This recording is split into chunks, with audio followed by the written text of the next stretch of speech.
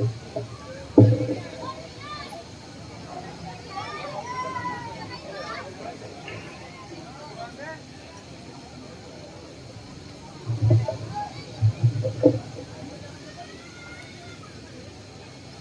اللہ رحم اللہ من قرأ الفاتحہ.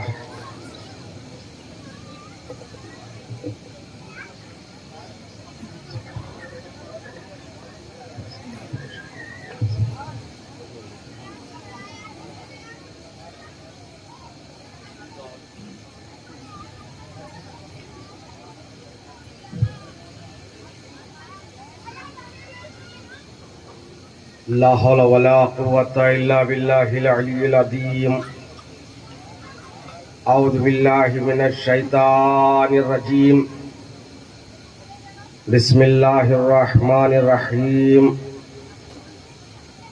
الحمد لله الذي دل على ذاته بذاته وتنزه عن مجانسة مخلوقاته وجل عن ملائمة كيفياته الذي ذكره شرف للذاكرين وشكره فوز للشاكرين وطاعته نجاة للمطيعين الذي أظهر الوجود من العدم ورقم على لوح الإنسان من أسرار القدم وعلمه البيان ما لم يعلم.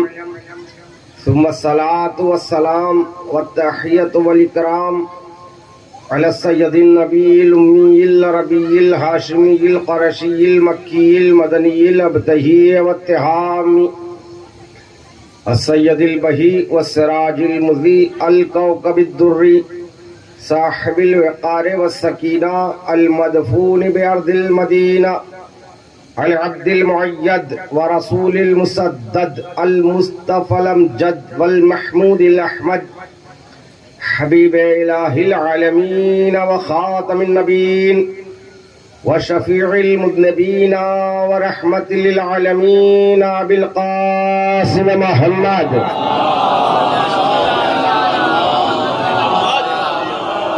وآله الطيبين الطاهرين المعصومين المظلومين المنتخبين الصابرين الشاكرين ولعنة الله على أعدائهم وغاصب حقوقهم ومنكر فضائلهم ومناقبهم ومصائبهم وعظمتهم وولايتهم أجمعين.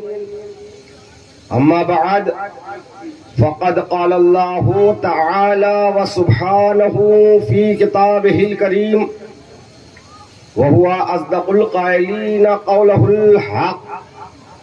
بسم الله الرحمن الرحيم.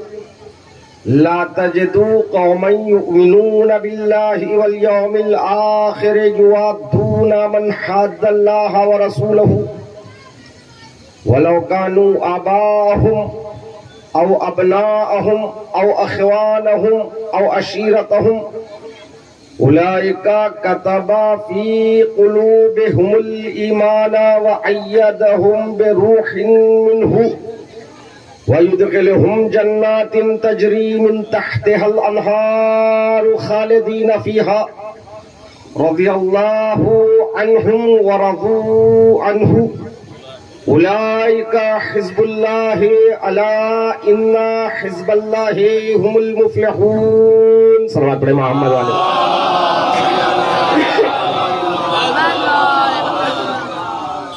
حضرات گرامی قدر، آپ سے گزارش ہے، مجھے حکم دیا گیا کہ آپ تھوڑا تھوڑا آگے آ جائیں. یہ گزارش میری طرف سے نہیں ہے، لہذا میں معذرت چاہتا ہوں. اور جو حضرات مقام مجلس تک تو پہنچ چکے ہیں مگر ابھی فرش مجلس تک نہیں آئے ہیں، اگر میری آواز باہر جا رہی ہے، یقیناً جا رہی ہے، تو جو حضرات فرش مجلس سے باہر ہیں ان سے گزارش ہے کہ وہ فرش مجلس تک چلے آئیں. ایک صلوات پڑھیں محمد والے محمد کی.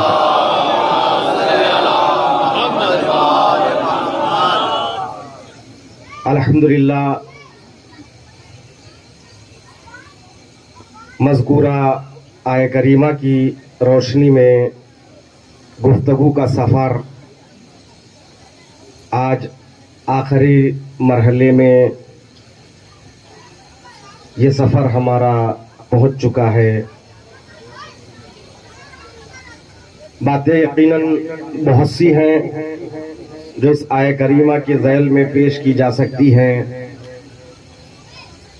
مگر وقت کی محدودیت اور آپ کی مصروفیت ان تمام باتوں کو پیش نظر رکھتے ہوئے مطالب کا خلاصہ آپ کے سامنے پیش کرنا چاہتا ہوں. رسول اسلام سے خدا کریم کا یہ خطاب، اے رسول، اے میرے حبیب، جو قوم خدا پر اور قیامت کے دن پر ایمان رکھتی ہے، اس قوم کو آپ نہیں پاؤ گے دشمنان خدا و رسول سے مودت کرتے ہوئے. یعنی سب سے اہم نشانی ہے ایک صاحب ایمان کی. مومن ہے، حقیقی مومن، ہر چیز کا ایک ظاہر ہے، ایک باطن ہے. ظاہر کچھ اور ہے، باطن کچھ اور ہے. اسی طرح ایمان صرف اس کا نام نہیں ہے کہ آپ نے اشہد لا الہ الا اللہ واشہد ان محمد رسول اللہ واشہد ان علی ولی اللہ. اس ظاہر کا اثر جب تک باطن میں نظر نہ آئے وہ ایمان حقیقی نہیں ہے. کیا کہنے مولوی صاحب؟ ظاہر ایمان سے ظاہری باتیں حل ہو سکتی ہیں، اس کا ذبیحہ پاک ہے، ان سے ازدواجی رشتوں کو قائم کیا جا سکتا ہے، وہ مسجد میں آ سکتے ہیں. ظاہری حالات یعنی ظاہری جو اثر ہے اس کے ظاہری احکام ہے. جو چیز باطن ہے وہ باطن یعنی حقیقی ایمان ہے، تو اس کے اثرات بھی حقیقی ہوتے ہیں. نماز واجب ہے. اگر آپ نے صحیح انداز سے سورہ پڑھا اور تمام واجبات نماز جو 11 ہیں اس میں سے 5 ارکان نماز ہیں، ان 11 کے 11 واجبات کی نماز کو اور نماز سے پہلے جو شرائط ہے، وضو، روبہ قبلہ ہونا، ان تمام کا آپ نے لحاظ کیا، نماز پڑھی، ظاہری نماز ہو گئی. لیکن جسے قرآن اعلان کر رہا ہے الصلاۃ تنہا عن الفحشاء والمنکر، نماز فحش چیزوں اور منکر یعنی بری چیزوں سے انسان کو دور رکھتا ہے. یہ ظاہری نماز نہیں، یہ وہ حقیقی نماز ہے جس کو اگر بندے نے ادا کر لیا تو حقیقی نماز وہ ہے جو انسان کو ان برائیوں سے دور رکھتی ہے. ورنہ ہم نے کتنے ایسوں کو دیکھا ہے جو نماز کے تو پابند ہے مگر زبان کھلتے ہی جھوٹ بولتے ہیں. نماز کے تو پابند ہے مگر نماز نے ان کے روحے پر اپنے اثر کو قائم نہیں کیا. کیوں؟ اس لیے کہ انہوں نے ظاہر کو تو ادا کیا مگر باطن کی جانب توجہ نہیں کی. سبحان اللہ مولوی صاحب، سبحان اللہ. تو باطن اہم ہے، توجہ چاہتا ہوں، باطن بہت اہم ہے. جب حقیقی نماز پڑھو گے، جو حقیقی نماز پڑھنے والا، ظاہری نماز پڑھنے والا پوری دنیا کا سفر کرتا ہے، مصلی پر کھڑے ہوتا ہے، یہاں سے جانا ہے مجھے بازار، وہاں سے سودا لانا ہے، اسکول سے بچوں کو لانا ہے، پھر بینک جانا ہے، پیسے نکالنا ہے. اکثر بھولی ہوئی چیزیں دو جگہ یاد آتی ہے، یا تو مصلی پر یا بیت الخلاء میں. تو عزیزان محترم، تو آپ ظاہری نماز تو ادا ہو رہی ہے، نیت نماز بھی ہے، تلاوت سورہ حمد اور دوسرے سورے کی تلاوت اور تمام ارکان بحسن و خوبی انجام پا رہے ہیں. ماشاءاللہ تجوید بھی ٹھیک ٹھاک ہے، لیکن بنا ٹکٹ کہیں اور سفر کر رہے ہیں. ظاہری نماز تو ادا ہو رہی ہے، لیکن باطن نماز، حقیقی نماز سے روح انسان ناآشنا ہے. کیونکہ نماز کے مصلی پر آ جائے تو مصلی سمجھے میں خدا کی بارگاہ میں آیا ہوں.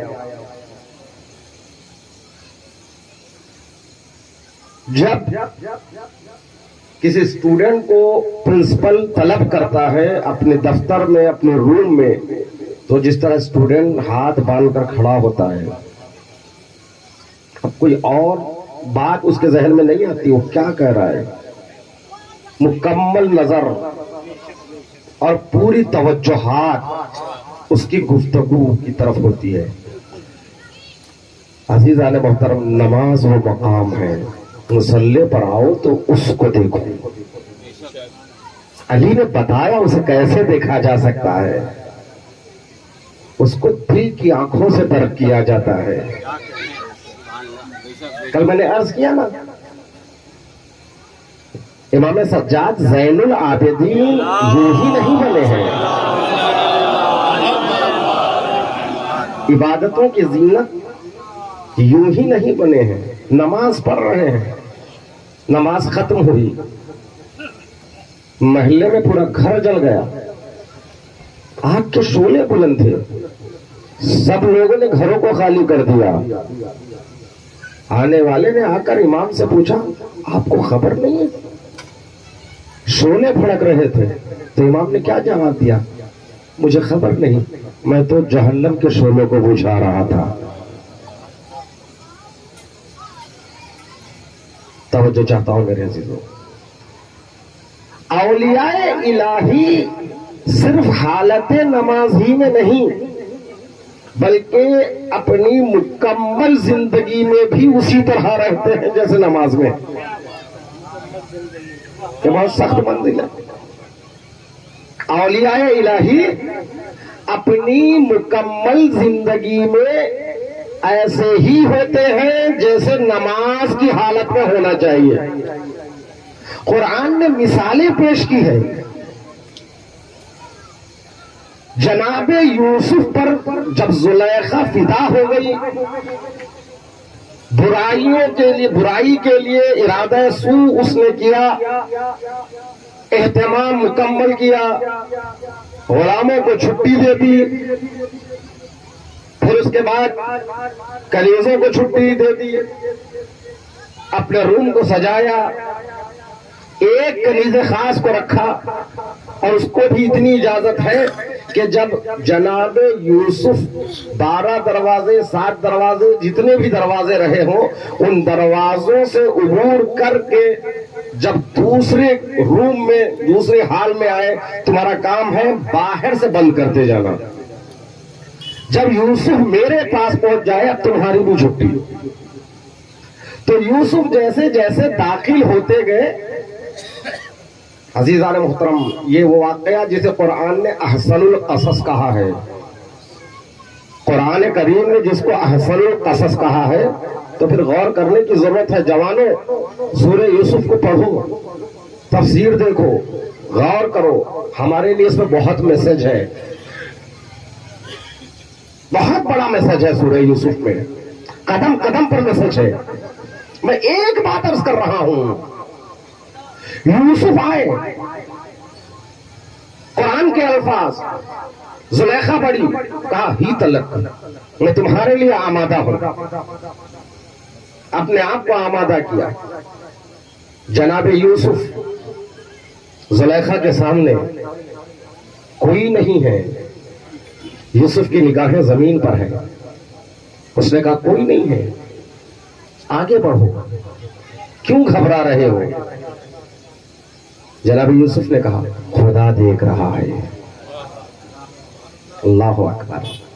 میں نے کہا اولیاء الہی پوری زندگی میں ویسے ہی ہوتے ہیں جیسے نماز کی حالت میں ہونا چاہیے. خدا دیکھ رہا ہے. وہ سمجھی وہ اپنے کمرے میں ایک بت کو رکھ کے پوجا کرتی تھی،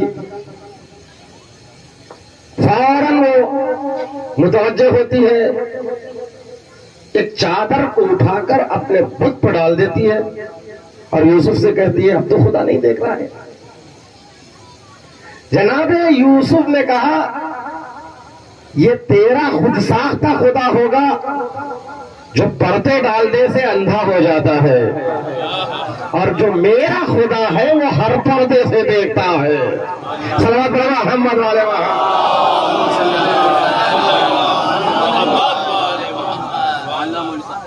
تو میرا خدا ہر پردے سے دیکھتا ہے. یعنی جناب یوسف نے یہ احساس دلایا، ایک میسج جو سب سے بڑا جو اس واقعے سے ابھر کر آیا وہ یہ ہے کہ جوان جب بھی گناہ کی طرف اس کی نیت یا اس کے ارادے جانب گناہ متوجہ ہو تو فوراً جناب یوسف کی طرح یہ دل میں یہ عقیدہ مجسد کر لے خدا دیکھ رہا ہے، خدا دیکھ رہا ہے. بچوں کی تربیت اسی نظریے کے تحت ہونا چاہیے. مارنے سے کوئی فائدہ نہیں، آنکھوں سے ڈرانے سے کوئی فائدہ نہیں. وہ زمانہ گیا، بچوں کی تنبیہ ہوتی تھی تو بچے سدھر جاتے تھے، خوف ہوتا تھا.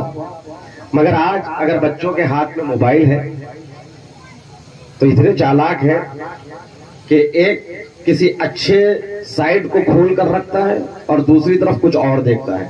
جب دیکھا کہ ماں رہی ہے باپ آ رہے، فوراً اس کو نیچے کر دیا، اس کو اوپر لایا، اور خاموشی سے باپ پیچھے سے دیکھ رہا ہے میرا بچہ بہت اچھی چیزیں دیکھ رہا ہے. بڑے آرام سے بچے آج ماں باپ کو دھوکہ دیتے تھے. یہ کیوں؟ اس لیے کہ صرف ماں باپ کا خوف ہے.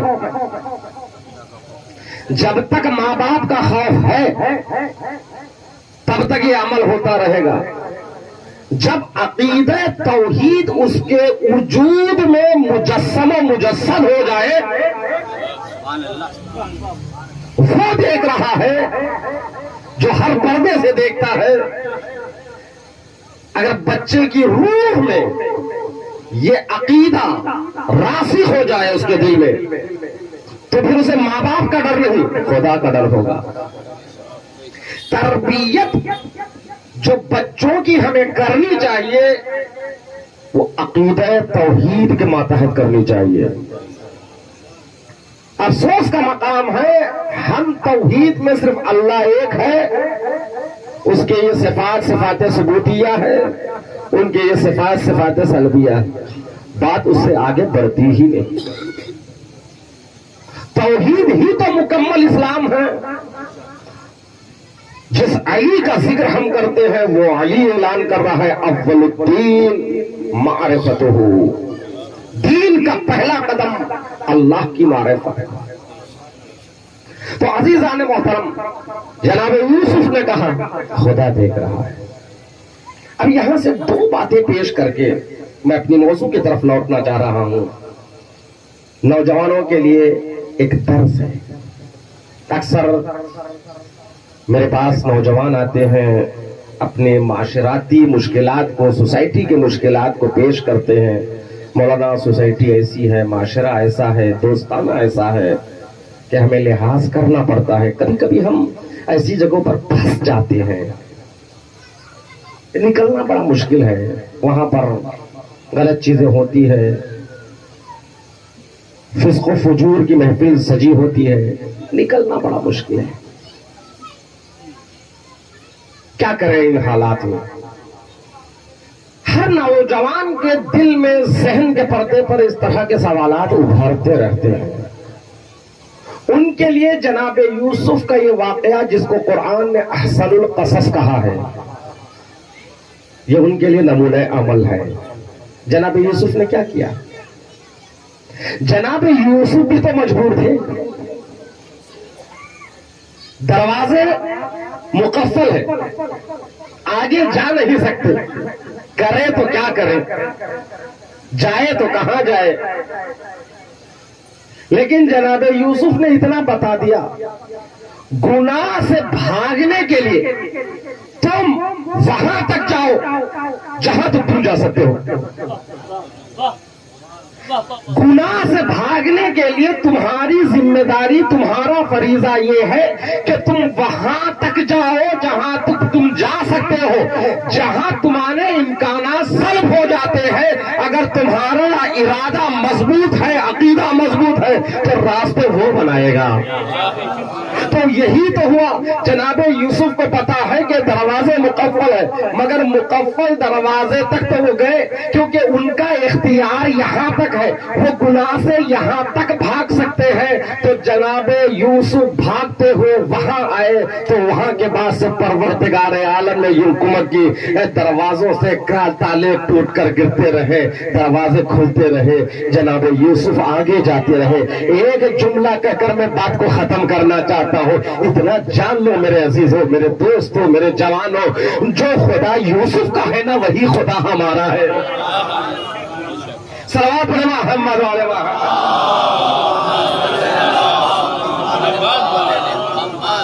ایسا تو نہیں تھا نا کہ یوسف کا خدا کوئی اور, ہمارا خدا کوئی اور. یوسف کا خدا اس وقت بڑا مضبوط تھا, پوزیشن میں تھا, آج اپوزیشن میں کمزور ہو گیا. جو خدا کل تھا وہ خدا آج ہے. جن صفات کا حامل کل تھا انہی صفات کا حامل آج بھی ہے. جو قدرت کل رکھتا تھا وہی قدرت آج رکھتا ہے. یوسف بھی بندہ خدا ہے. آگ کر سکتی ہے اندازے گلستہ پیدا. جناب علامہ اقبال نے کہا نا کہ اگر ایمان کی حرارت ہو تو آج بھی پروردگار عالم جو کمک جناب ابراہیم کے لیے, جناب یوسف کے لیے کیا, جناب موسیٰ کے لیے کیا, وہی کمک آپ کے لیے, ہمارے لیے بھی کر سکتا ہے. اس کا تو کوئی کسی سے رشتہ داری نہیں ہے, اس کا تو کوئی قبیلہ نہیں ہے. ایمان کی مضبوطی ہو. اور دوسرا ایک میسج جوانوں کے لیے ہے. ابھی دوسرا اہم میسج اس واقعے سے یہ نکلتا ہے, بلکہ سب کے لیے میسج ہے, یہ میرے لیے ہے, آپ کے لیے, سب کے لیے. بعض وقت ہم زندگی میں مجبور ہو جاتے ہیں, مجبور ہو جانے کے بعد کسی کے سامنے ہاتھ پھیلاتے ہیں. بہرحال قرض لینا اسلام میں جب تک تمہاری ضرورت اشد نہ ہو جائے تب تک قرض کی طرف نہ جائے. جب ضرورت شدید ہو جائے تو پھر آپ کی ذمہ داری ہے کہ قرض لے. مجھے بہت سخت ضرورت آن پڑی, میں دیکھا فلاں صاحب ہے, ان کے پاس گیا, مجھے یہ علاج کروانا ہے جس کے لیے میرے پاس پیسے نہیں ہیں, اتنی 1000 روپے, 50,000, 30,000, 10,000 یہ مجھے دے دیں. انہوں نے کہا 10 کی ضرورت ہے, 20 لے لو. الحمدللہ انہوں نے جتنا مانگا اس سے بڑھ کر مجھے دیا. بات آئی اور گئی. ایک موقع آیا جہاں پر میں کھڑا تھا, کسی صاحب سے ان کی لڑائی ہو گئی.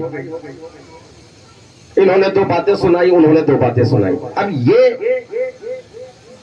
ان کے خلاف کارروائی کرنے کے لیے پولیس اسٹیشن جانا چاہتے ہیں, اور مجھ سے کہا آپ گواہ بنا اور کہنا اس نے مجھے مارا,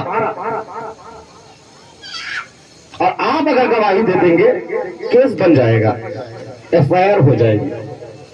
میں کہوں گا جب اس نے مارا نہیں تو میں کیسے گواہ بنوں کہ اس نے آپ کو مارا؟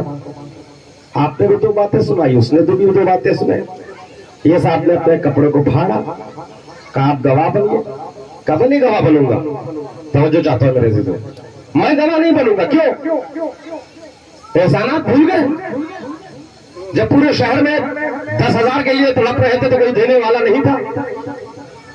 اچھے اچھے دوستوں نے آپ کا فون اٹھایا نہیں، ریسیو نہیں کیا، میں ہی تو ہوں اس وقت تمہارے ضرورت تو میں نے پورا کیا، میری وجہ سے آج زندہ ہو تم، اسی پیسوں سے آپ نے بیماری کا علاج کرایا۔ احسان کا بدلہ، احسان فراموش، اتنا کام مجھ سے میرے بارے میں نہیں کر سکتے۔ تو عزیزان محترم، احسان کا بدلہ یعنی حسن عمل کے مقابل میں اگر آپ بھی کسی کے ساتھ اچھائی کرنا چاہتے تو اس کا مطلب یہ نہیں کہ اس کے گناہ میں شریک ہو جاؤ۔ جناب یوسف کے واقعے سے اسی کی تعلیم، اسی کا درس ہمیں ملتا ہے کہ زلیخا جناب یوسف کو گھر لاتی ہے، پرورش کرتی ہے، اس منزل تک آتی ہے، لیکن اپنے احسانات کے بدلے میں ایک کار بد کو چاہتی تھی۔ تو جناب یوسف نے رہتی دنیا تک یہ بتا دیا، احسان کا بدلہ دینے کا مطلب یہ نہیں ہے کہ تم اس کے گناہ میں شریک ہو جاؤ۔ صلوات پڑھیں محمد علیہ محمد۔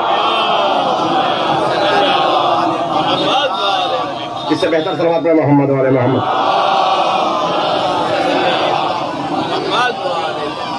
تو عزیزان محترم، گفتگو یہ تھی کہ ایمان اس کے لیے باطن ہے، اس کا ایک ظاہر ہے، ہر چیز کے لیے ہے، قرآن کریم کے لیے بھی ہے۔ لہ الظہر والبطن، قرآن کا ایک ظاہر ہے، اس کے لیے ایک باطن ہے۔ وللبطن بطن، شان قرآن یہ ہے کہ اس کے بطن کے لیے بھی ایک بطن ہے، یعنی اس کے باطن کا بھی باطن ہے۔ علامہ جوادی پروردگار عالم سلامت رکھے بڑی زبردست گفتگو کی ہے، وقت نہیں ہے میں کہیں اور بحث کو چھیڑوں گا تو کہیں اور چلا جاؤں گا۔ قرآن کی تجلی، قرآن کے تجافی، ان امور سے متعلق بہترین گفتگو کی ہے۔ بطن کیا ہوتا ہے اس کی بڑی اچھی تشریح کی ہے۔ تو ہر چیز کے لیے جس کا ذکر سننے اور میں کرنے یہاں آیا ہوں، کربلا بھی ایک اس کا ظاہر ہے، ایک باطن ہے۔ کربلا کا ایک ظاہر بھی ہے، کربلا کا ایک باطن بھی ہے۔ یہیں پر کبھی ہم ظاہر کو باطن سے ٹکراتے ہیں، باطن کو ظاہر سے ٹکراتے ہیں۔ جب ظاہر و باطن کو ٹکراتے ہیں تو سمجھتے ہیں دو الگ نظریے ہیں، نہیں، آپ ظاہر کی بات کر رہے ہیں، میں باطن کی بات کر رہا ہوں۔ حتیٰ کربلا کو دیکھیے، باتیں بہت میں کلیئر کر رہا ہوں، اکثر اختلافات یہیں پر ختم ہو جائیں گے، دم توڑ دیں گے۔ امام حسین علیہ السلام مکے سے کہاں کے لیے گئے تھے بتائیے؟ مکے سے کہاں کے لیے نکلے تھے؟ کوفے کے لیے، کربلا کے لیے؟ بتائیے نا، کوفے کے لیے ہے نا، کوفے والوں نے بلایا، امام کوفے کے لیے نکلے تھے، کربلا کے لیے نہیں۔ اس کا مطلب کوفے کے راستے میں ہر کا لشکر نہ آتا تو امام حسین کربلا نہیں کوفہ جاتا۔ یعنی کربلا جو پہنچے امام حسین ایکسیڈنٹلی، حالات بدلے تو کربلا پہنچے۔ یہ تاریخ ہے، یہ ظاہر کربلا ہے۔ توجہ چاہتا ہوں میرے عزیزوں، یعنی امام کا مکے سے نکلنا، کوفے تک جانا، یہ ظاہر کربلا ہے، یہ کتاب کا ظاہر ہے۔ بطن کربلا یہ ہے کہ نکلنے ہی سے پہلے ام سلمہ کو بتا دیا وہاں جا رہا، خاکے کربلا کو ام سلمہ کے حوالے کر دیا۔ اور مولا کائنات نے جنگ صفین کے لیے جب کربلا سے گزر رہے تھے بتایا، یہ تو وہی زمین ہے، یہاں پر میرا بیٹا ذبح ہوگا۔ یہ دو باتیں الگ کیسی ہو گئی؟ امام کوفے کو جا رہے تھے، لشکر خور نے روکا تو کربلا کی طرف چل پڑے۔ دو باتیں الگ نہیں ہیں. یعنی یہ تاریخ جو بتا رہی ہے مدینے سے مکہ آنا، مکے سے کوفے کی طرف آنا، یہ ظاہر کربلا ہے. باطن کربلا پہلے سے طے ہے کہ کربلا جانا ہے.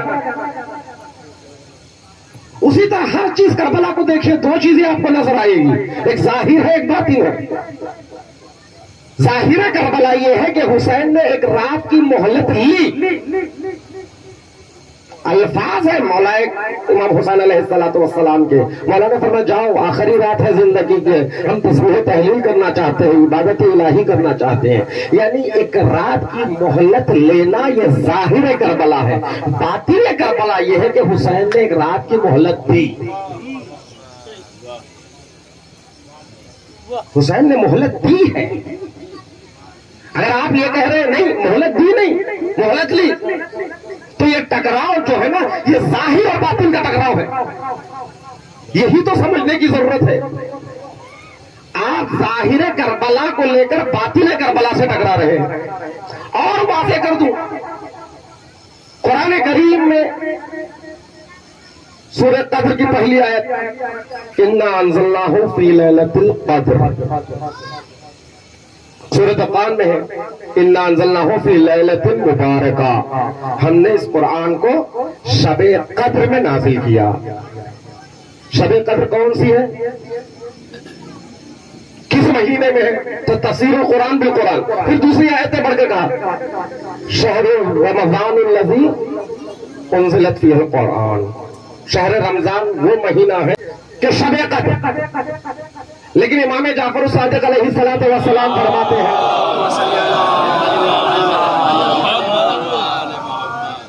شب قدر سے مراد فاطمہ ہے. اب یہاں دو باتیں الگ ہو گئی. یہ ایسی بات نہیں کہ دونوں قابل جم ہو. قابل جم ہے، کچھ چیزیں قابل جم نہیں ہو سکتی. بھائی یا تو مانو ایک رات ہے شب قدر، یا یہ مانو کہ شب قدر سے مراد فاطمہ ہے. یہ دو نظریے آپس میں ٹکرا رہے ہیں.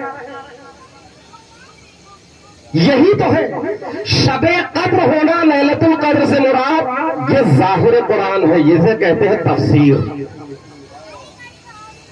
لیکن جسے کہتے ہیں تعویل، جو باطن قرآن ہے، یعنی ظاہر قرآن میں شب قدر ہے، لیکن باطن قرآن یعنی تعویل کہہ رہی ہے کہ لیلۃ القدر فاطمہ ہے. کیوں؟ شب قدر کی فضیلت کس لیے ہے؟ ماہ رمضان کی ایک رات ہونے کی بنیاد پر اس کی فضیلت اپنی جگہ ہے، لیکن تمام راتوں پر جو شب قدر کو فضیلت حاصل ہوئی اس کی وجہ خود قرآن بیان کر رہا ہے. اس رات میں ہم نے قرآن کو نازل کیا. تو قرآن جس کے دامن آغوش میں نازل ہوا وہ شب کو کہتے ہیں شب قرآن. جس کے دامن میں، جس کے ظرف میں قرآن مظروف ہو جائے، نازل ہو جائے، پروردگار عالم نے اس وقت کو، اس گھڑی کو اتنی فضیلت دی ہے کہ پروردگار عالم اعلان کر رہا ہے خیر من الف شہر، ایک رات 1000 مہینوں سے افضل ہے. تو مجھے کہنے دیجئے فاطمہ شب قدر اس لیے ہے کہ وہ شب قدر ہے، ایک رات ہے جس میں ایک قرآن ثابت نازل ہوا ہے، اور فاطمہ کا آغوش وہ آغوش ہے جس میں 11 بولتے قرآن نازل ہے. صلوات محمد علیہ محمد. اس سے بہتر ایک صلوات محمد. ابھی گفتگو تمہیدی محرلوں سے آگے نہیں گئی ہے اور میں وقت دیکھ رہا ہوں کہ اپنے وقت میں ختم بھی کرنا ہے. تو لہذا عزیزان محترم، جو اکثر بحثیں ہوتی ہے ٹکرانے کی، ان کی بات کچھ اور ہے، ان کی بات کچھ اور ہے، ہر بات کو اس کے ہی زاویہ فکر سے دیکھنے کی ضرورت ہے. وہ کس زاویہ فکر سے بول رہا ہے، آپ کس زاویہ فکر سے سمجھ رہے ہیں. 11ویں امام کے زمانے میں اسحاق کندی نے قرآن کریم کے تناقضات کو جمع کر رہا تھا. یہاں قرآن میں تناقض ہے، تو ایک شخص کو اسی کا شاگرد بنایا امام حسن عسکری علیہ الصلوۃ والسلام نے، اسی کے ذریعے یہ میسج دلوایا کہ ٹھیک ہے آپ تناقضات جمع جو کر رہے ہیں قرآن میں یہاں تناقض ہے، جبکہ قرآن کہہ رہا ہے ذالک الکتاب لا ریب فیہ، وہ کتاب ہے جس میں شک و شبہ کی گنجائش نہیں ہے۔ تو ایک سوال، اذا جاء الاحتمال بطل الاستدلال، یہ اصول کا قاعدہ ہے، جہاں احتمال پیدا ہو جائے وہاں استدلال غائب۔ ایک احتمال دیا اسحاق گندی کے لیے، کہا آپ جو تناقضات جمع کر رہے ہیں اتنا جان لو، جو آپ ارادہ کر رہے ہیں کیا خدا بھی وہی ارادہ کر رہا ہے؟ بہت سوچا، دوبارہ کہا، دوبارہ اس نے شاگرد نے کہا سچ بتایا تیرا کلام ہے؟ اس نے کہا نہیں، یہ امام حسن عسکری علیہ السلام نے کہلوایا۔ اس نے کہا ایسی باتیں تو صرف وہی کہہ سکتے ہیں، ایسے ہوتے ہیں محمد کے گھر آنے والے۔ تو کوئی ضروری نہیں ہے سامنے والا جو بات پیش کر رہا ہے وہ اپنے زاویہ فکر کے لحاظ سے پیش کر رہا ہے، آپ اس کو جو دیکھ رہے ہیں اپنے زاویہ نگاہ سے دیکھ رہے ہیں۔ وہ جہاں سے دیکھ رہا ہے لائٹ کے اس جانب یہ لال کلر ہے، وہ کہہ رہا ہے لال ہے، آپ ادھر سے دیکھ کر کہے وہاں سے رنگ ہرا ہے، وہ کہہ رہے ہرا ہے۔ تو زاویہ نگاہ ایک ہو، اسی کے زاویہ نگاہ سے آپ بھی دیکھ کر اعتراض کرے تو پھر وہ اعتراض ہے۔ میں نے کل کی یا پرسوں کی مجلس میں کہا نا، محمد علی جوہر کے اس مصرے پر کافی لوگوں نے مقالے لکھ دیے۔ اسے کیا کہا؟ اسلام زندہ ہوتا ہے ہر کربلا کے بعد۔ جب اس نے کہا اسلام زندہ ہوتا قتل یزید، قتل حسین اصل میں مرگ یزید ہے، اسلام زندہ ہوتا ہے، سب نے کہا ہوتا ہے کیا؟ اعتراضات، اس کے جوابات، شعر کے مقابل میں شعر۔ لیکن عزیزان محترم میرا سوال یہ ہے کہ کیا آپ جو جواب دے رہے ہیں جس زاویہ نگاہ سے وہ شاعر کہہ رہا ہے، کیا آپ بھی اسی زاویہ نگاہ سے اس شعر کو دیکھ رہے ہیں؟ اس کا زاویہ نگاہ یہ ہے کہ اسلام زندہ ہوتا ہے ہر ذکر کربلا کے بعد۔ کیا آپ نہیں کہتے مجلس حسین تسلسل کربلا کا نام ہے؟ جب تسلسل کربلا کا نام ہے، جب کربلا سے حر نکلتے ہیں تو مجلس حسین سے بھی حر نکلنا چاہیے۔ یہی تو ہے نا اسلام زندہ ہوتا ہے ہر کربلا کے بعد۔ صلوات محمد علی محمد۔ اعتراض جواب ہے۔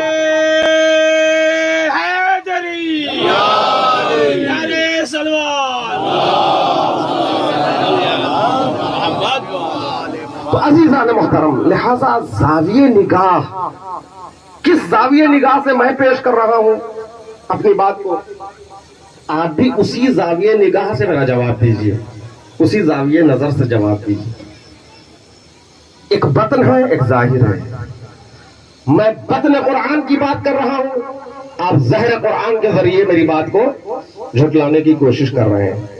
سامنے دونوں باتیں ہیں۔ آپ کہہ رہے کوفہ جانے کا ارادہ تھا، میں کہہ رہا ہوں کہ امام حسین کو کربلا جانے کا ارادہ تھا۔ بات کون سی صحیح ہے؟ کہا وہ ظاہر کربلا ہے، یہ باطن کربلا ہے۔ اسی طرح عزیزان ہر چیز کے لیے دو ہے، ایک وہ ہے جو چھپی ہوئی ہے۔ کل کی گفتگو یہی تو ہے کہ جو ہے ایک انسان جو دکھائی دے رہا ہے، یہ آنکھیں، یہ کان، یہ ظاہر ہے، اس کے لیے ایک باطن ہے، وہ روح ہے۔ انسان مرتا نہیں ہے، جسم مرتا ہے، روح کو فنا نہیں ہے، روح کو موت نہیں ہے۔ کل نفس ذائقۃ الموت، ہر نفس کو موت کا مزہ چکھنا ہے۔ یہ موت اس کے لیے یہ ہے کہ طائر روح قفس عنصری سے پرواز کر جاتا ہے، ورنہ روح کو موت نہیں ہے۔ انسان دو چیزوں کا مجموعہ ہے، روح، جسم۔ परवरदिगार आलम ने दोनों की रियायत यूं की है, या अय्युहल्लज़ीना आमनू व अमिलुस सालिहात। ईमान का ताल्लुक रूह से है, आमाल सालिहा का ताल्लुक जिस्म से। दोनों चीजें ना, या अय्युहल्लज़ीना आमनू व अमिलुस सालिहात। ईमान का ताल्लुक किससे? रूह से है। आमाल सालिहा का ताल्लुक जिस्म से है। दरअसल रूह ये हकीकत रखती है। रूह है मुतआलिफ, यानी इलाही है, आसमानी है। बड़ी बहस है इसमें।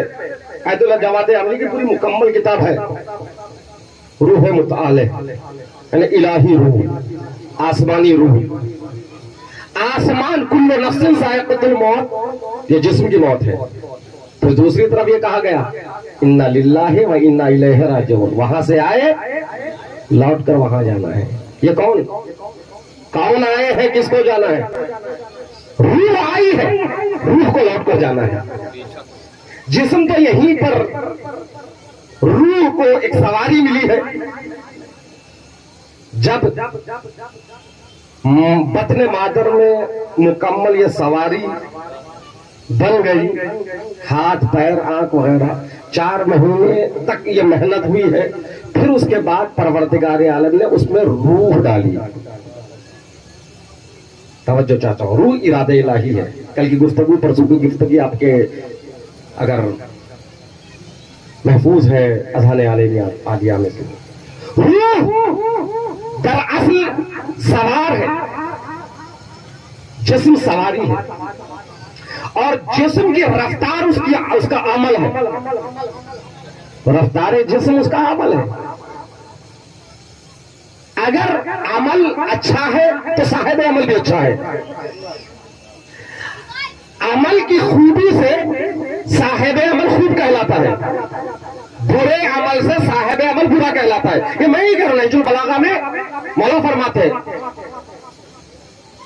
खैरुल यानी साहिब अमल खुद अमल से बेहतर है, क्योंकि वो अंजाम देता है। ये बड़ी तफसीली गुफ्तगू है। मैं बस इसको इतना समझाना चाहता हूं कि दरअसल रूह के इम्तिहान के लिए रूह को दुनिया में जिस्मानी सवारी दी गई है। जिस तरह बच्चा पढ़ लिख कर इम्तिहान हाल में जाता है और लिख के आता है, तो जब तक वो इम्तिहान हाल में रहता है, ये उसका इम्तिहान है। उसके महफूजात में बहुत सी चीजें होगी, जब लिखेगा तो पता चलेगा कि तुझने एक कैसा इम्तिहान दिया। मैं ये कहूंगा बहुत अच्छा ड्राइवर हूं, मैं कभी एक्सीडेंट नहीं किया, कैसे पता? कभी चलाए हो गाड़ी? नहीं, अभी तक नहीं चलाया, तो फिर कैसे अच्छे? यानी आपका इम्तिहान इसमें है कि आपको सवारी दी जाएगी, गाड़ी दी जाएगी, आप चलाएंगे तो पता चलेगा कि आप अच्छे ड्राइवर हैं कि नहीं। तो लिहाजा रूह का इम्तिहान जिस्म के जरिए है। इंसान 2 चीजों का मजमूआ है, एक रूह है, एक जिस्म है। 2 चीजों के मजमूए का नाम इंसान है। और अज़ीज़ाने मोहतरम, सआदत को हासिल करने में दोनों का बराबर हिस्सा है। रूह भी मेहनत करती है, ईमान मजबूत है, और अमल साले अंजाम देना है जिस्म को। तो तकाजा अदालत का यही है कि जज़ा भी दोनों को मिलनी चाहिए। इसी बुनियाद पर हम लोग जिस्म और रूह के जन्नत में जाने के कायल हैं। ये नामुमकिन है, पार्टनरशिप के कवानीन के मुखालिफ है कि मेहनत दोनों करे, जज़ा एक को मिले। यहां पर मौलवी की बात करूं, उसमें एक मसनवी में बहुत अच्छी, एक लंबी मसनवी है, फारसी अशार पढ़ना नहीं जा रहा हूं, फिर उसका तर्जुमा करना मुश्किल है, उसका खुलासा पेश कर दूंगा।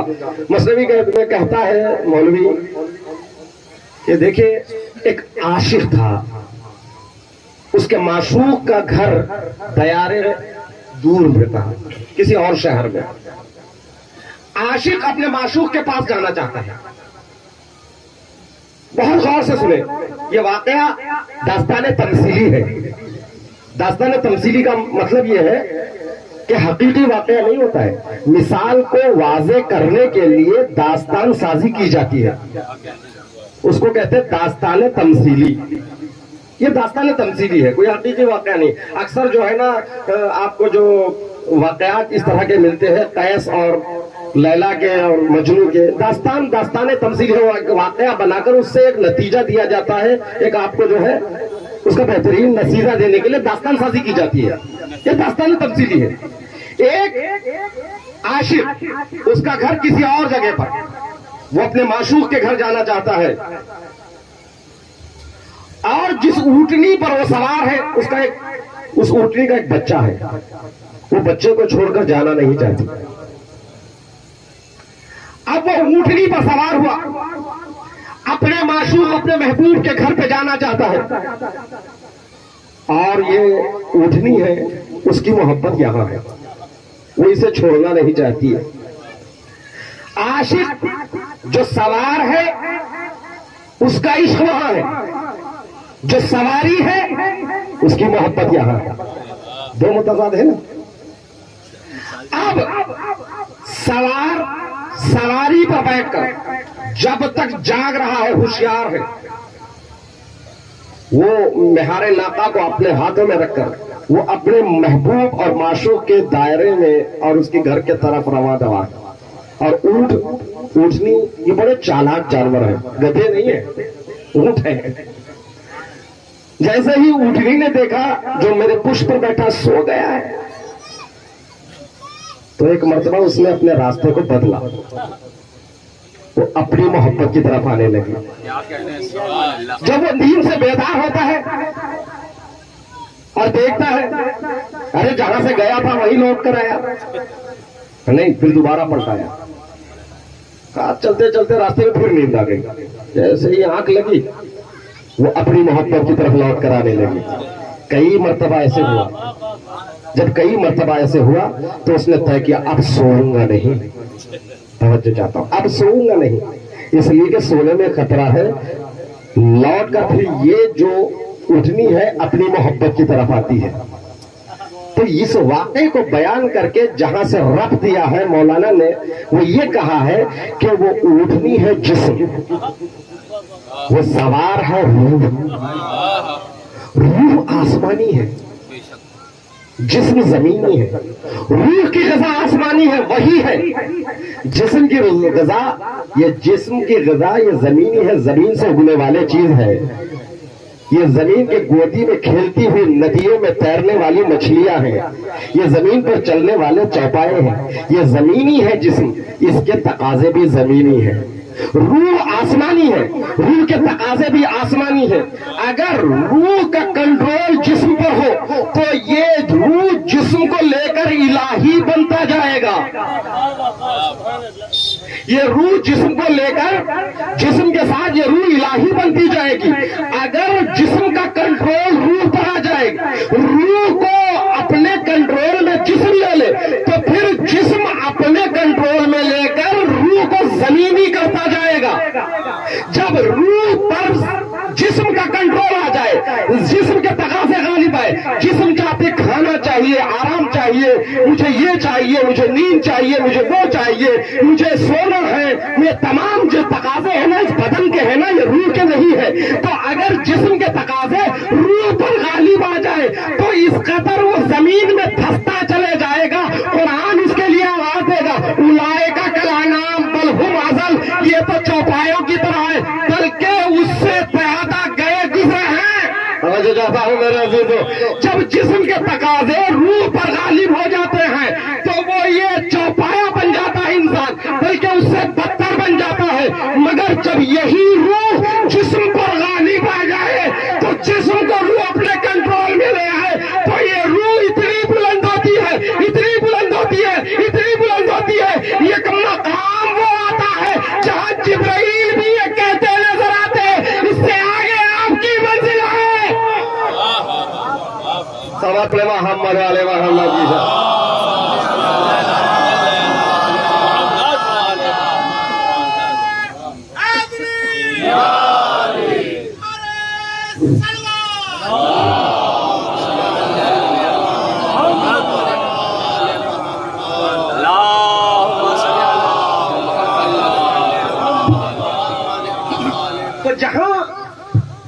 روح جسم کو اپنے کنٹرول میں لے لے تو جسم کے تقاضوں کو روح اپنے کنٹرول میں لے لے.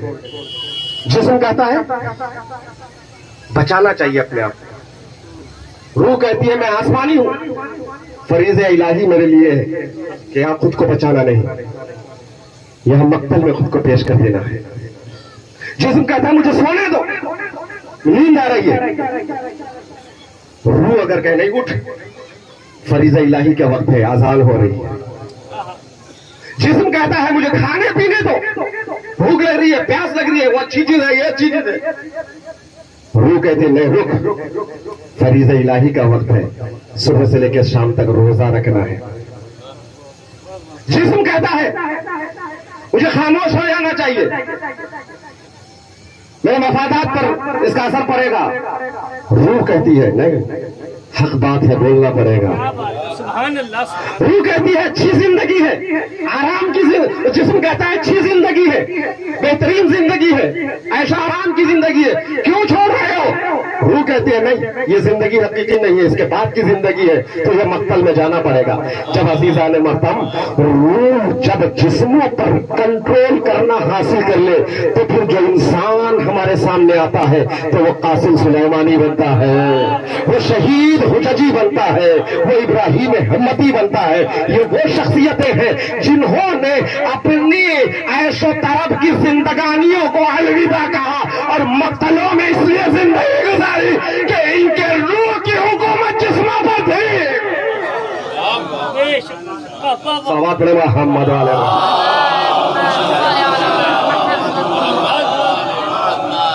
جہاں روحوں کی حکومت جسموں پر ہو جائے وہاں ایسے شہید پیدا ہوتے ہیں. کون ہے قاسم سلیمانی, کون ہے شہید حججی؟ عصر حاضر کے یہ وہ شہداء ہیں جنہوں نے درس شہادت کو کربلا سے حاصل کیا ہے. لہذا جب عصر حاضر میں یہ مجلس تسلسل کربلا کا نام ہے تو ان کربلا کے شہداء کے طفیل میں ان شہیدوں کا تذکرہ بھی ضروری ہے. ان شہیدوں کی قربانیوں کو بھی زندہ کرنا ضروری ہے. بعض لوگوں کو میں نے دیکھا مولانا یہ کربلا کی مجلسیں ہیں, یہ اہل بیت کی مجلس ہے, یہ کربلا کی باتیں کیجئے, یہ فلاں ایران لبنان یہ کیا باتیں کر رہے ہیں؟ تو اس کا مطلب تم نے کربلا سمجھا ہی نہیں ہے. کربلا تسلسل کا نام ہے. کربلا کا آغاز یہاں سے ہے جہاں سے حسین نے فرمایا کہ مجھ جیسا تجھ جیسے کی بیعت نہیں کرے گا. حسین نے یہ نہیں کہا میں تیری بیعت نہیں کروں گا, بلکہ یہ کہا میں جو ہے نا مجھ جیسا مثلی لا یبائے مثلک یا مثلہو, میں اس جیسے کہ مثل ہے کربلا, یہ مثل ہے. جو لفظ مثل ہٹ جائے تو پھر کربلا ختم ہے. حسین نے یہ نہیں کہا کہ میں اس کی بیعت کروں گا, میں نہیں کروں گا اس کی بیعت, بلکہ یہ فرمایا جو مجھ جیسا ہوگا. مگر اس سے آگے بھی امام حسین نے کیا فرمایا, جب طلب بیعت کی بات آئی تو امام حسین نے اپنا تعارف کیا, یوں کروایا انا اہل بیت النبوہ و مادر الرسالہ و مختلف الملائکہ وہ محل الرحمہ بنا فتح اللہ و بنا ختمہ. میں کون ہوں جان لو, میں صاحب, میں اہل بیت نبوت ہوں. اہل بیت نبی نہیں کہا, اہل بیت نبوت کہا. بڑی مکمل مجلس ہو سکتی ہے اس پر. زیارت جامع کبیرہ کی 6 جلدوں میں ادب بنائے مقربان کے نام سے آیت اللہ علامہ جواد عاملی نے جو شرح لکھی ہے, اس لفظ پر کئی صفحے انہوں نے رقم تراز کی ہے صرف اس لفظ کی تشریح میں. اہل بیت نبوت کیا ہے؟ نبوت کے اہل بیت ہونا اور ہے, نبی کے اہل بیت ہونا ہے اور ہے. امام فرماتے ہیں نحن اہل بیت النبوہ, ہم نبوت کے اہل بیت ہیں, ہم رسالت کے ماتم ہیں. اللہ اکبر, ایک ایک لفظ قابل تشریح ہے. وہ بحل رحمت ہے, وہ مختلف ملائکہ ہے, ملائکہ کی آمد و رفت ہمارے پاس ہے.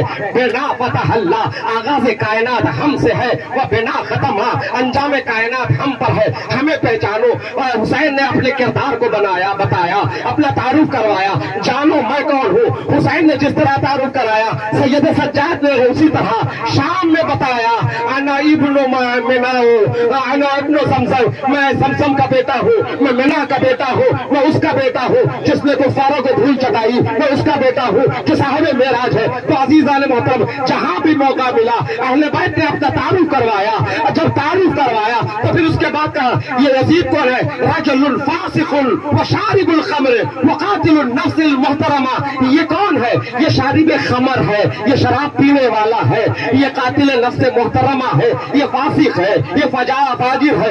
इमाम हुसैन ने दोनों कैरेक्टरों को सामने रखा, ये मैं हूँ, ये यजीद है। दोनों कैरेक्टरों को सामने रखने के बाद तभी इमाम ने फरमाया मिसली ला यबाउ मिसला, मुझ जैसा उस जैसे की बैत नहीं कर सकता।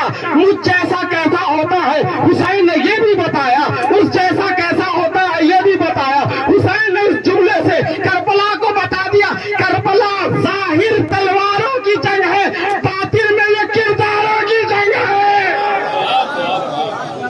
सब अपने मोहम्मद वाले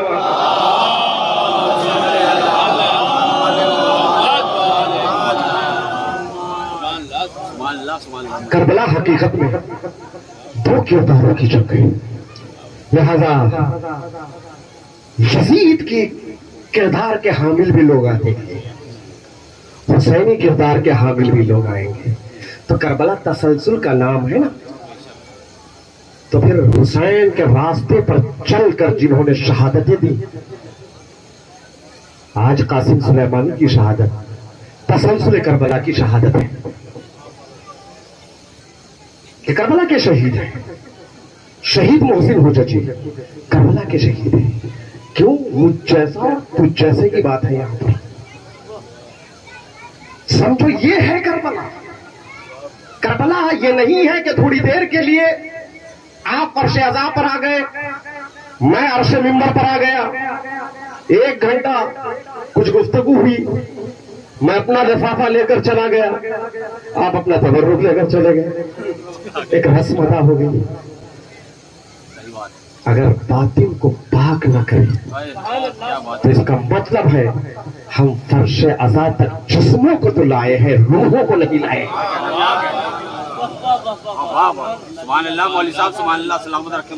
फर्श अज़ा तक अपनी रूहों को लाओ। इसीलिए ज़ियारत आशुरा में जो सलाम पढ़ते ना, अस्सलामु अलैका व अलल अरवाहिल्लती हल्लत बिफनाइक। ज़ियारत आशुरा में जो सलाम पढ़ी गई है ना, किस पर? उन रूहों पर, उन रूहों पर सलाम। हल्लत बिफनाइक, फिना के माने दो हैं, एक फना है एक फिना है। फना कहते हैं मिल जाना, फिना कहते हैं अदब को।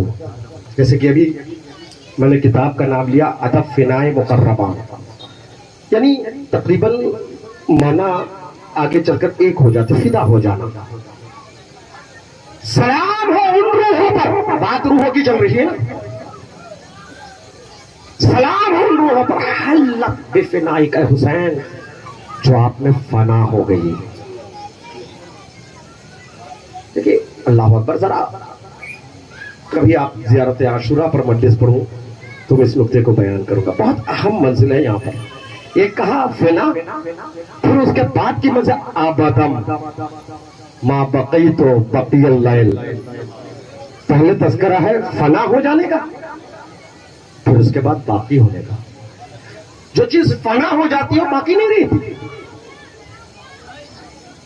शय पानी कैसे बका पाए, समझ जाता हूं मेरे लिए। एक पानी का कतरा है जो मैंने उसको अपने हथेली पे रखा, यह कतरा बाकी है कि नहीं? मेरे हथेली पर यह कतरा आप बाकी है। अगर मैंने इसी कतरे आपको समंदर के हवाले कर दिया, कतरा दिखाओगे आप? कतरा बाकी है? नहीं, कतरा फना फिर बहर हो गया, फना हो गया बहर में।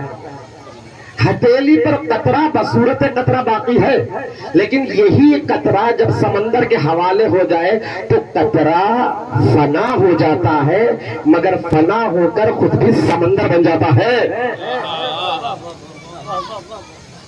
خود سمندر بن جاتا ہے۔ اب جب تک سمندر باقی ہے تب تک قطرہ سمندر بن کے باقی ہے۔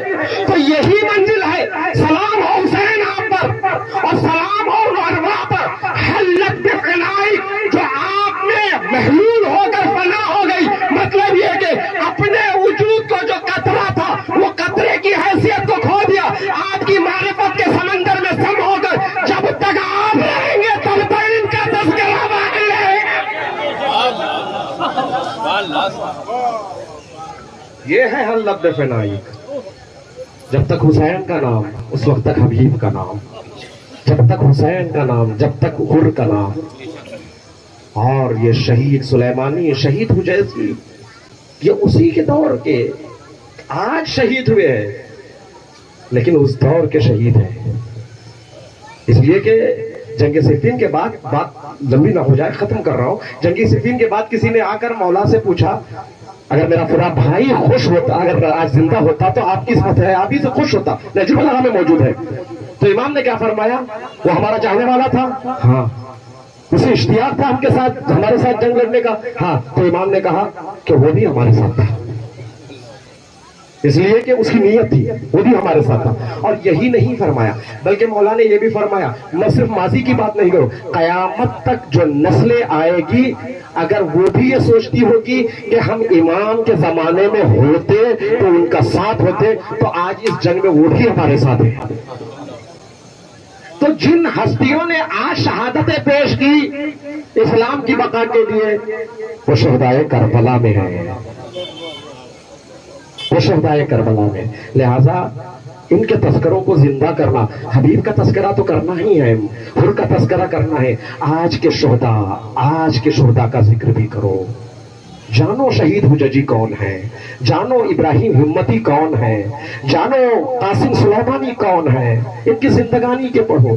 ارے ان شہداء کے وصیتوں کو پڑھیے، عجیب و غریب وصیتیں ان کی، پوری مجلس ہو سکتی ہے بلکہ عشرہ ہو سکتا ہے وصیت نامہ ہے شہداء کے عنوان سے۔ حلت بفنائی، جو کربلا سمجھتے نا وہ اس طرح کی باتیں نہیں کرتے۔ حسین نے کس وقت یاد کیا، کیسے شہید تھے؟ حاضہ دارو امام حسین علیہ السلام کے وہ اصحاب ایسے اصحاب تھے کہ انسان جب دنیا سے جاتا ہے اس کا دوست کوئی نزدیک ہو، عالم غربت میں دنیا سے جا رہا ہو تو دوست سے کیا کہتا ہے؟ یہی تو کہتا نا میرے باپ میرے بچوں کا خیال رکھنا، میرے باپ میرے گھر والوں کا خیال رکھنا۔ میرے تم جگری دوست ہو، بچپن میں ہم ساتھ تھے، اللہ اکبر۔ لیکن کربلا نے عجیب مثال پیش کی ہے۔ جس وقت مسلم ابن اوسجا گھوڑے سے زمین پر آتے ہیں، خیمگاہ سے حسین مقتل کی طرف بڑھتے ہیں، مسلم ابن اوسجا کا دوست حبیب بھی حسین کے ہمراہ، حبیب اور مسلم ابن اوسجا دونوں کوفے کی ایک بڑی شخصیت، اپنے اپنے خاندانوں کے بزرگ، رئیس قبیلہ، دونوں دوست، دونوں اہل بیت کے چاہنے والے۔ مسلم ابن اوسجا جب زمین پر آئے، امام حسین نے آگے کی جانب سے، حبیب نے پیچھے کی جانب سے اٹھایا، مقتل سے مسلم کو خیمگاہ کے سامنے لا کر لٹا دیا۔ ابھی مسلم ابن اوسجا زندہ ہے۔ حبیب نے غور سے دیکھا مسلم کچھ کہنا چاہتا ہے، ہونٹ ہل رہے ہیں۔ حبیب سمجھ گئے ساتھی ہے، وصیتیں کرے گا، مگر حبیب جانتے ہیں کہ میں بھی کہاں زندہ رہنے والا ہوں۔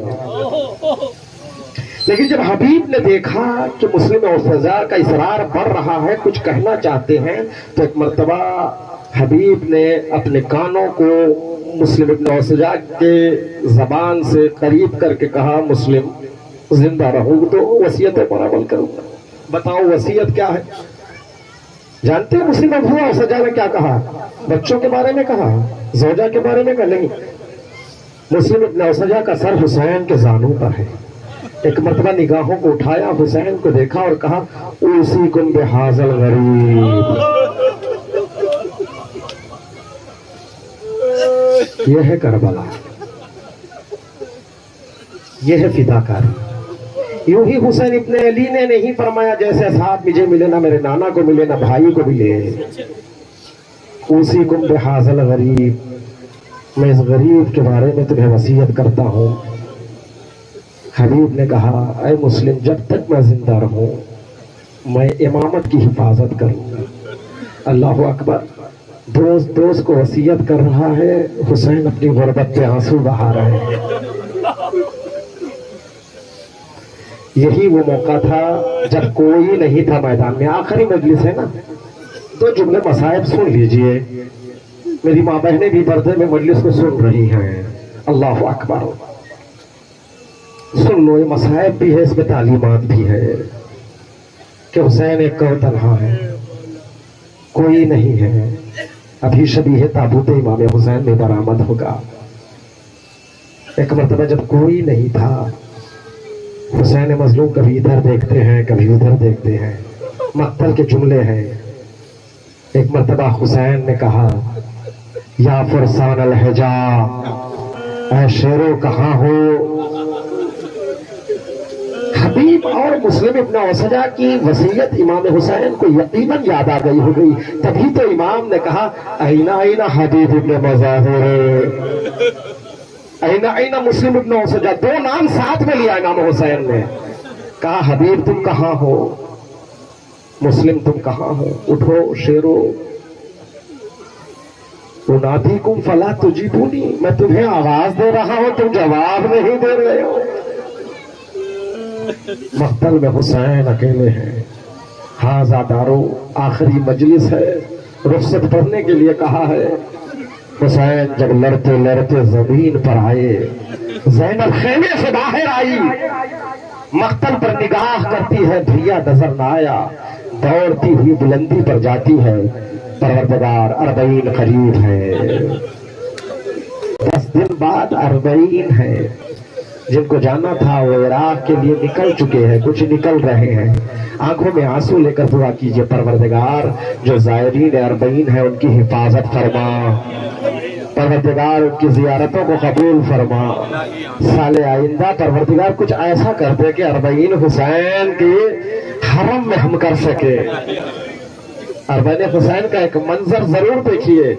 अल्लाह अकबर। जब देखेंगे तो पता चलता। आपने कई मरतबा उलमा से सुना और किताबों में पढ़ा है, जब इमाम ज़माना अज्जलल्लाहु ताला फरजो शरीफ का ज़हूर होगा तो लोग जोग इमाम की तरफ बढ़ेंगे। अगर उस वक्त का अगर मंजर देखना है तो 40 करबला जाकर देखो, हुसैन की बारगाह में कैसे लोग जाहिर होते हैं। और 40 ज़ैनब की तमन्ना का भी नाम है।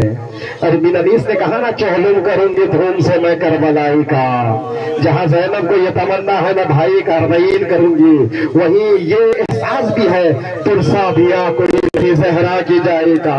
ज़ैनब तुरसा देने वाला नहीं है, हुसैन का 40 करीब है। कल कोई नहीं था, आज पूरा आलम इंसानियत, आलम इस्लाम करबला में लब्बैक या हुसैन की सदाएं बुलंद कर रहा है। अल्लाह अकबर। आप करबला जाएंगे तो आप देखेंगे कत्लगाह हुसैन के बाद एक दीवार, उसके बाद सड़क, चंद कदम के बाद फासले पर तिल्ले ज़ैनबिया है।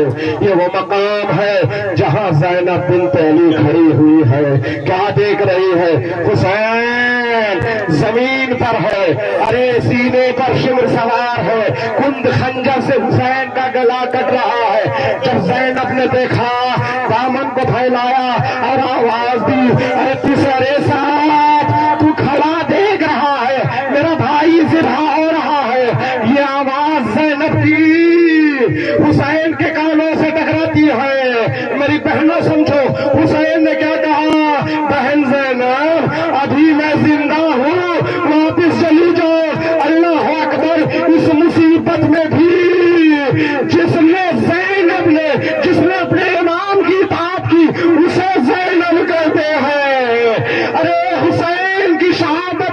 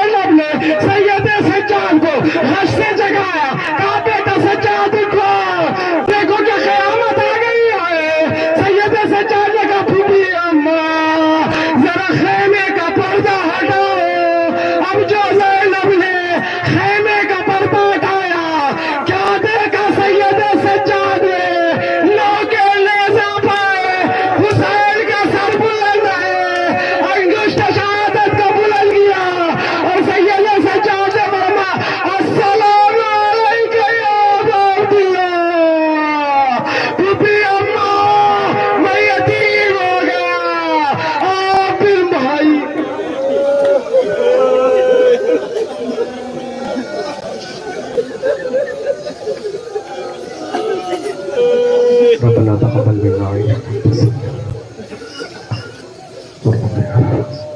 ماتا نفس